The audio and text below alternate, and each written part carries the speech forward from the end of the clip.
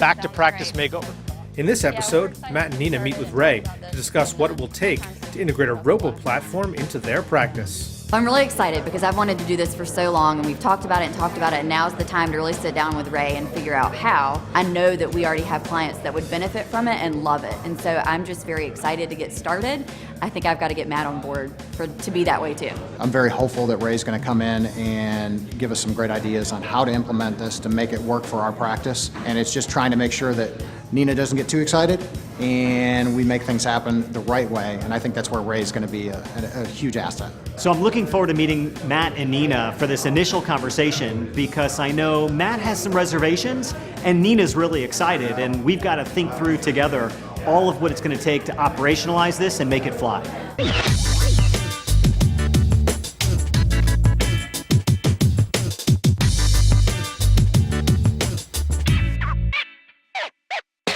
Let's get started, and I'm excited to jump right in and figure out what our strategy is around this new technology and this new level of service for you and your businesses. So in this short conversation we're going to have together today, what's the one thing you want to make sure that we accomplish? Matt, maybe you can jump in first. Well, I would say that I think one of the biggest issues I have is I'm not 100% on board with adding in this robo-type structure. Nina is 100% on board, so I guess my question is how to implement it in. Does it make sense moving forward with our current business model? Okay, terrific. Nina, how about for you? What's the one thing you want to make sure we get accomplished today?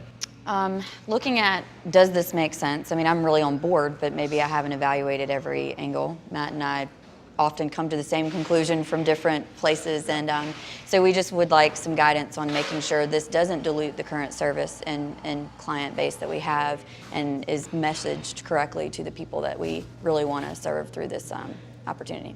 Sounds great. So, so Matt, maybe we could just spend a minute or so. I'm really curious to learn about the concerns that you still have. What's still... Well, I would say I think the technology is amazing, and I think that having this this big change in the industry is extremely important. So I see the value in it. The question is that there's also this thought about the robo, and it's all online, and it's cheap, and it's easy, and it's just, you know, punch in a couple buttons and there you go.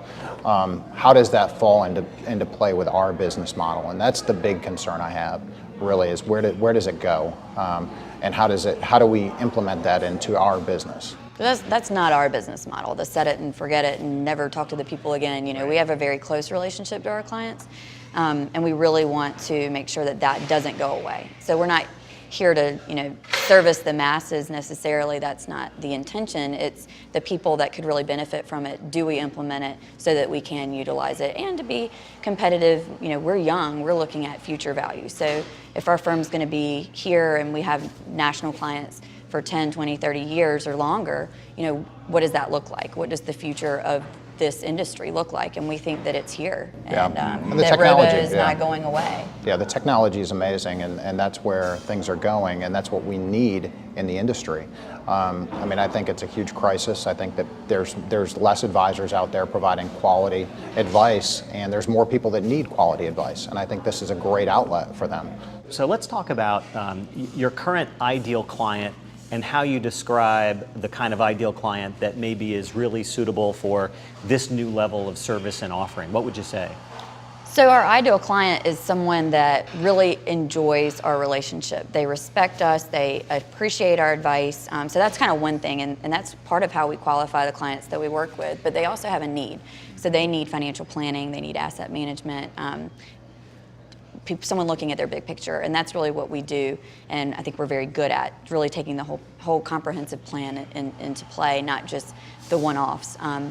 So for us, for the actual program that we're talking about, we're looking at, okay, if it's maybe a younger family that doesn't need really sophisticated financial planning to come into our office a lot, but maybe has kids and is looking at college savings, retirement planning. They might need some advice on their employee benefits, and they've got assets that they need invested properly and managed to their risk level.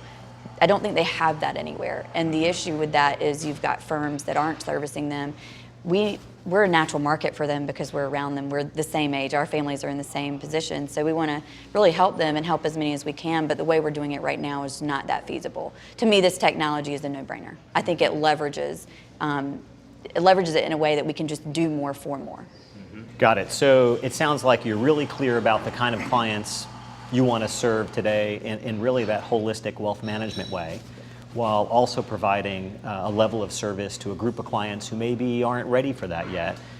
You're playing the long game. So down the road, they'll want to come back into the fold and maybe take advantage of all that your firm has to offer. How do you plan on communicating the ability for those kind of clients, maybe they're smaller relationships, children or grandchildren of existing clients, how will you describe to them that they'll have the ability to come back and take advantage of the full offering of your firm down the road? I don't think we look at it as coming back. We look at it as don't leave. You know, we want to work with you now and help you get to these, all these goals that you have and all these different stages of your life. And we're going to be in business a long time. Those people will be around a long time as well, ideally. So, but, when I first got in the business, everybody said, well, you have to have this asset minimum. You have to have this asset minimum. I said, but who gets them from zero to whatever that minimum is? And we want to have that relationship long term. A lot of our clients have been some of our first clients, and the firm is coming up on a 10-year anniversary. We've both been in the business over 10 years, but have 20 or 30 years left. So I don't at all think it's a comeback. It's you're here now and you're in our fold, and we want to keep you here and help you grow. And the technology is not going away. That's the reality. And this is something that's going to be there. So why not take advantage of it? And so it goes back to what my biggest concern is why I'm not 100% on, is that I just want to know really how to implement it. I mean, and that's where, and you said how to communicate it to the, that's the challenge, communication and making sure you're putting out the right message. Adding this new piece of technology to your platform, what other benefits do you think it brings to your existing clients and those with whom you haven't even yet had the chance to attract yet? People want good advice, and they also want a relationship. And I think that that's where we can tie the two together. Got it. And make it a really valuable relationship. And back to your point of how does it help our current clients, it allows us to still have time to provide that service. It goes back to that. It really sounds like is. your clients who are business owners will really admire and appreciate the fact that you're thinking about the growth of your business and how to continue to deliver great service. Right, and we want to stay relevant as the industry continues to change. And I don't want a client ever to go, man, they're dated. That I can get so much more at XYZ, and that's more convenient for me. So there could be a place in the future that every client may find this very attractive. I don't think that's today, but as just the world continues to go more tablet-based and app-based and all that, very digital, yeah. Right. Sounds like you're ahead of the game, and you're really thinking about scaling a business while still providing superior client service. Right. Does that sound about right? Yeah, absolutely. Well, it sounds like you guys are ready to get going. Let's hope so. Let's go do it. Yeah, Okay. absolutely. All right, terrific. So I definitely see more of Matt's side. I'm very overwhelmed. Ray brought up so many questions that I really had not thought through. I've maybe let them pop in my head and kind of ignored them and said it doesn't matter.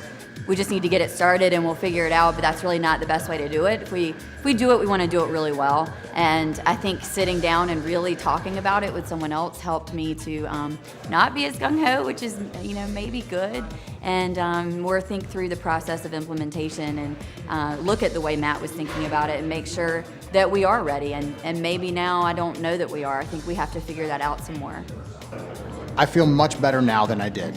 I'm excited about it, and the reason I feel much better about it is because Nina's apprehensive, and that's how we work well together. And thinking about how she's thinking about the process compared to where she was makes me much more confident. My focus now is how do we communicate it to the people we want to communicate it to our current client base and to the potential new clients that are out there. So while this was the initial conversation, I'm looking forward to working with Matt and Nina. First and foremost, number one, they've got to build a marketing plan.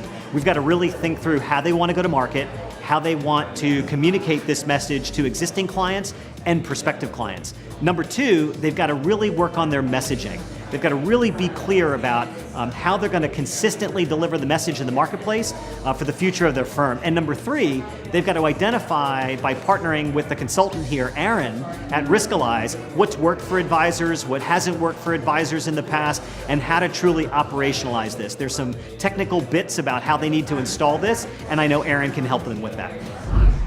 In the course of one meeting, Nina's gone from excited to overwhelmed, but that's okay. Adding a robo-advisor is going to have its ups and downs. Next time, Nina and Matt are going to sit down with Aaron Klein and talk about the specifics of the autopilot platform.